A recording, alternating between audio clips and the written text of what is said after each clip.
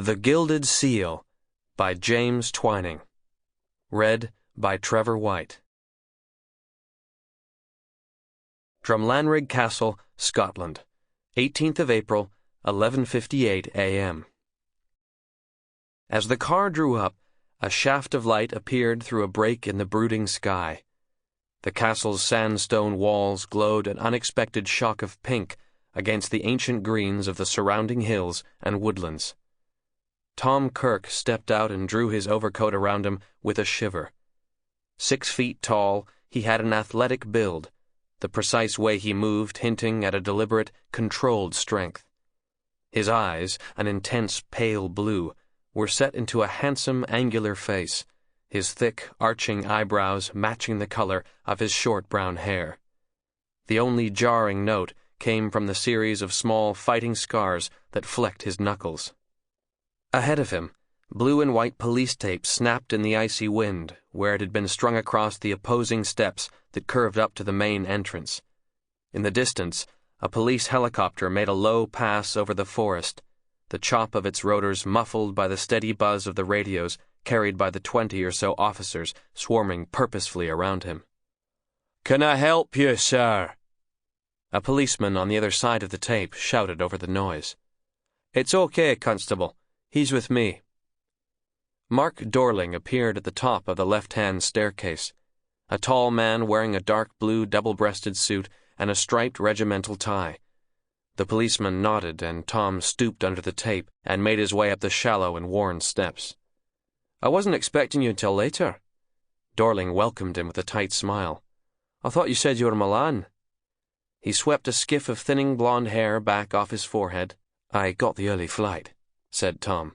"It sounded important." "It is," Dorling confirmed. "It's a Leonardo." Tom said nothing. The Madonna of the Yarnwinder, one of only 15 paintings in the world thought to have been substantially painted by Vinci, conservatively worth $150 million. "When?" "This morning. Overpowered a tour guide. She's bruised but fine." "Security?" "Rudimentary." Dorling gave a shrug. "It takes the police 30 minutes to get out here on a good day. These guys were in and out in 10. "Just as well it's insured then, isn't it?" Tom grinned. "Or aren't Lloyd's planning to pay up on this one?" "Why do you think you're here?"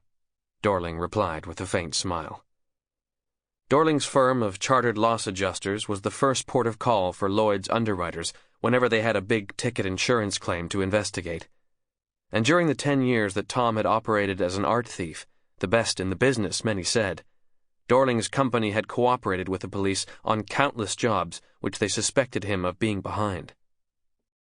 All that had changed, however, when word had got out a year or so back that Tom and his old fence, Archie Connolly, had set themselves up on the other side of the law. Now the very people who had spent years trying to put them both away were queuing up for their help. "Who's inside?" Tom asked. "The owner, a forensic team, local filth, and that annoying little shit from the Yard's art crime squad." "You mean Clark?" Tom gave a rueful laugh. The description was an apt one. "Play nicely," Dorling warned him. "We need him on side." "I will if he will," Tom shrugged. "There's one more thing," said Dorling. "I had a call from our Beijing office. They only just heard, but Milo's out. The Chinese released him 6 months ago." "Milo?" Tom froze. "You think this is him?" Dorling shrugged, his bluff confidence momentarily deserting him. "That's why I called you, Tom. He's left you something."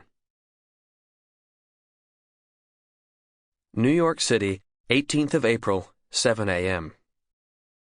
They hit traffic almost immediately as they turned onto Broadway. The rain crawled in greasy rivulets down the glass, flecking Special Agent Jennifer Brown's faint reflection in the passenger side window. She was a beautiful woman, perhaps even more since she'd broken 30, as if she'd somehow grown into the slender, elegantly curving 5'9" frame that had made her appear a little gawky when younger. She had light brown skin and curling black hair, her father's African-American coloring softened by her mother's Virginian pallor. She traced her large, honeyed hazel eyes from her Grandma May, a fierce woman who claimed to have met the devil on Sample complete. Ready to continue?